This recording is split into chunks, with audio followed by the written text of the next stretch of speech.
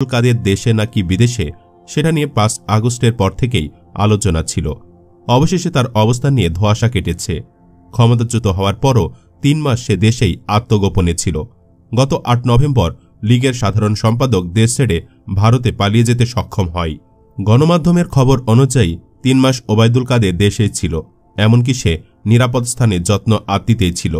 অবশেষে সড়কপথে সিলেট হয়ে ভারতের মেঘালয়ের শিলং পৌঁছায় এবং সেখান থেকে কলকাতায় চলে যায়। বর্তমানে কাদের সেখানেই আছে। এখন কথা হলো, কাদেরের মতো কালপ্রিট কিভাবে এতদিন দেশেই আত্মগোপনে ছিল, কারা তাকে আশ্রয় প্রশ্রয় দিয়েছে, এটা নিয়ে তোলপাড় সৃষ্টি হয়েছে। গত জুলাই আগস্টে যত ছাত্র জনতার প্রাণ গিয়েছে তার সিংহভাগ দায় কাদেরের, কারণ সে আন্দোলনরত শিক্ষার্থীদের ওপর ছাত্রলীগ নামক সন্ত্রাসীদের লেলিয়ে দিয়েছিল। ছাত্র জনতাকে সে বিএনপি জামায়াত তকমা দিয়ে মোকাবেলা সরাসরি ঘোষণা দিয়েছিল। যখন তার সন্ত্রাসীরা ফেল করেছিল তখন সে পুলিশ বাহিনী লেলিয়ে দিয়েছিল। এসব বিবেচনায় কাদের হাসিনা থেকেও পাপী হতে পারে, অথচ তাকে গ্রেফতার করতে পারেনি ড ইউনূসের সরকার। এখানে ড ইউনূসের থেকেও দায়টা বেশি আইন উপদেষ্টা আসিফ নজরুলের, কারণ একজন ড ইউনূসের পক্ষে তো সব সামাল দেওয়া সম্ভব না।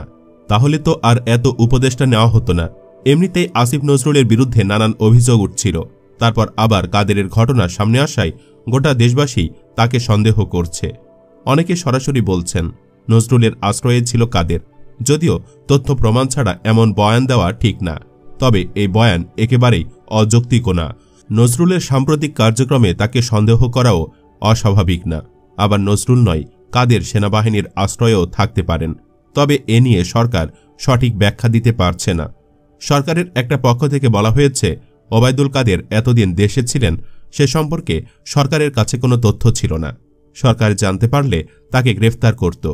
আরেকটা পক্ষ বলছে কাদের দেশে ছিলেন সেই প্রমাণ নেই। এই যখন পরিস্থিতি, ওবায়দুল কাদের কিভাবে দেশ ছেড়েছেন তা জানতে চেয়েছে আন্তর্জাতিক অপরাধ ট্রাইব্যুনাল।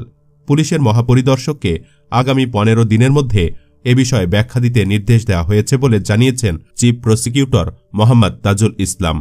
চিফ প্রসিকিউটর বলেন, আমরা আদালতে দৃষ্টি আকর্ষণ করেছি, ওবায়দুল কাদের গত ৩ মাস বাংলাদেশে ছিলেন।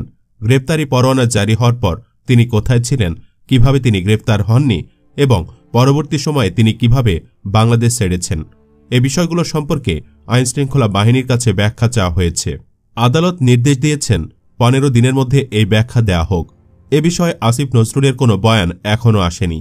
তবে নজরুলের দলের লোক অন্তর্বর্তী সরকারের প্রধান উপদেষ্টার প্রেস সচিব শফিকুল আলম বলেছেন, কাদের ৩ মাস কোথাও লুকিয়ে থেকে দেশ ছেড়েছেন এমন কোনো প্রমাণ সরকারের হাতে নেই। মানে দেখুন, তার কথার টিউনই অন্যরকম। একটা পক্ষ যেখানে নমনীয়ভাবে বলছে কাদের দেশে থাকলেও সরকার জানত না, সেখানে শফিকুল সরাসরি প্রমাণ নেই বিষয়টি উড়িয়ে দিতে চাচ্ছে। এই ভদ্রলোককেও কিন্তু সাংবাদিক ইলিয়াস ভারতীয় এজেন্ডার বলে জানিয়েছেন, মানে নজরুলের দলের লোক। কাদেরের বিষয়ে সে কিছু না জেনেই বলে দেয় বিষয়গুলো আমরা খতিয়ে দেখছি, অনেকগুলো বিষয় জানতেও পেরেছি। ওবায়দুল কাদের বাংলাদেশে ছিলেন কি ছিলেন না সেই প্রমাণ সরকারের হাতে নেই। বিপরীতে স্বরাষ্ট্র উপদেষ্টা লেফটেন্যান্ট জেনারেল অবসরপ্রাপ্ত মোহাম্মদ জাহাঙ্গীর আলম চৌধুরী বলেছেন, ওবায়দুল কাদেরের দেশে থাকার বিষয়টি সরকার জানত না, জানলে তাকে গ্রেফতার করা হতো। এর আগে গত ১৯ অক্টোবর রাজশাহীর বিজিবি সদর দপ্তর পরিদর্শনের সময় আওয়ামী লীগের সাধারণ সম্পাদক ওবায়দুল কাদেরের খোঁজ দিতে পারলে সাংবাদিকদের পুরস্কৃত করার ঘোষণা দিয়েছিলেন স্বরাষ্ট্র উপদেষ্টা। সে সময় সাংবাদিকরা ওবায়দুল কাদেরের অবস্থান সম্পর্কে জানতে চাইলে তিনি বলেন, আমার কাছে কোনো তথ্য নেই, কিন্তু আপনারা তো অনুসন্ধানী সাংবাদিকতা করেন, যদি আমাকে ওবায়দুল কাদের কোথায় আছেন তা জানাতে পারেন, আমি আপনাদের একটি পুরস্কার দেব। আপনারা আমাদের অনেক তথ্য দিতে পারেন। তবে আক্ষেপ আমাদের, কোনো সাংবাদিকও কাদেরের খোঁজ দিতে পারেনি। অথচ প্রায় ৩ মাস প্রভাবশালী মহলের ছত্রছায়াতে ছিল ওবায়দুল কাদের। সে নিরাপদে ও বেশ আরাম আয়েশে ছিল। সবুজ সংকেত পেয়ে পরে দেশ ছেড়ে পালাতে সক্ষম হয়। তবে এই নিরাপদে দেশ ছাড়ার ক্ষেত্রে প্রতিবেশী দেশের হাত থাকতে পারে বলে গুঞ্জন রয়েছে। যদিও সূত্রের খবর, এ ব্যাপারে ভারতে থাকা শেখ হাসিনার কোনো সুপারিশ ছিল না, কারণ হাসিনা নাকি ওবায়দুল কাদেরের ওপর অনেকটা ক্ষুব্ধ ছিল। হাসিনা কেন রাগ করেছে সে কথা আগেই জানিয়ে দিয়েছি। আগে বলেছি, সরকারি চাকরিতে কোটা সংস্কারের দাবিতে ছাত্র আন্দোলনকে সহিংস রূপ দেওয়ার পেছনে ওবায়দুল কাদের সবচেয়ে বেশি দায়ী। সেটা কেবল আমরাই মনে করছি না, এমনকি খোদ আওয়ামী লীগের নেতাকর্মীরাও তাকে দায়ী করছে।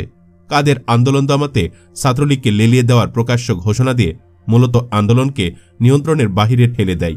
রাজপথে ছাত্রদের আন্দোলন যখন প্রকট হচ্ছিল তখন কোণঠাসা হয়ে পড়ছিল কাদের। দলীয় লোকজনও তার তীব্র সমালোচনা করতে থাকে।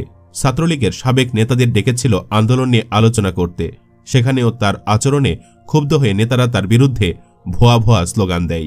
আগস্টের শুরু থেকেই ওবায়দুল কাদের দৃশ্যপটের বাহিরে চলে যায়। সূত্রমতে শেখ হাসিনা তার প্রতি প্রচণ্ড ক্ষুব্ধ হয়। তার পরিবর্তে জাহাঙ্গীর কবির নানক ও বাহাউদ্দিন নাসিমকে দায়িত্ব দেয়। তবে শেষ রক্ষা হয়নি আওয়ামী লীগের। পালাতে হয় দলীয় প্রধানসহ বেশিরভাগ নেতাকর্মীকে। টানা প্রায় 15.5 বছর দেশ শাসন করা দলটি এখনও অনেকটা ছন্নছাড়া অবস্থায় দিনাতিপাত করছে। প্রায় 2000 মানুষের মৃত্যু এবং প্রায় 30,000 মানুষকে পঙ্গু করার দায় পুরোটাই বর্তাচ্ছে দলটির উপর। এ অবস্থায় আওয়ামী লীগের পক্ষে ঘুরে দাঁড়ানো কঠিন হবে বলে মনে করছেন রাজনৈতিক বিশ্লেষকরা। জানা গেছে গত 8 নভেম্বর ভারতে পালানোর আগে ওবায়দুল কাদের সিলেটে আশ্রয়ে ছিল। সেখান থেকে সড়কপথে বিশেষ ব্যবস্থায় ভারতের মেঘালয়ের রাজধানী শিলংয়ে পৌঁছায়। সেখান থেকে যায় কলকাতায়। সেখানে আওয়ামী লীগের যেসব নেতা অবস্থান করছে তাদের কারো কারো সঙ্গে ওবায়দুল কাদেরের সাক্ষাৎ হয়েছে বলে জানা গেছে। এক্ষেত্রে তারা সবাই ভারত সরকারের আনুকূল্য পাচ্ছে। ফলে অনেকের পাসপোর্ট না থাকলেও তেমন কোনো সমস্যার মুখোমুখি হতে হচ্ছে না। পরিশেষে একটা তথ্য দিই, অনেকে হয়তো কাদের গ্রেফতার না হবার দায় নজরুলের ওপর চাপাবেন। তবে একজন সাবেক মেজর জেনারেল টকশোতে বলেছিলেন, সেনাবাহিনীর তত্ত্বাবধানে কয়েকজন আওয়ামী লীগ টপ লেভেলের নেতা আশ্রিত আছেন। সেনাবাহিনীর অফিসাররা যে খাবার খায় তাদেরও খেতে দিচ্ছেন। সাংবাদিক ইলিয়াস হোসেন বলেছিল, ওবায়দুল কাদের দেশে আছে। নাম প্রকাশ না করে আইনশৃঙ্খলা বাহিনীর একজন লোক বলেছিল, ওবায়দুল কাদের দেশে আছে, কিন্তু কেউ তাকে ধরার চেষ্টা করেনি।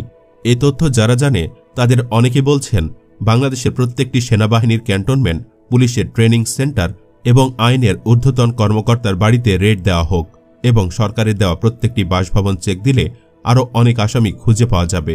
সে যাই হোক, দর্শক, আপনি ব্যক্তিগতভাবে কি ভাবছেন? কাদের কার বাসায় আশ্রয়ে ছিল বলে মনে করেন? আসিফ নজরুলের নাকি সেনাবাহিনীর? কমেন্টে জানাতে পারেন ভাবনা। আপাতত এখানেই শেষ করছি। আবারও হাজির হব নতুন কোনো তথ্য নিয়ে। ধন্যবাদ এতক্ষণ সাথে থাকার জন্য।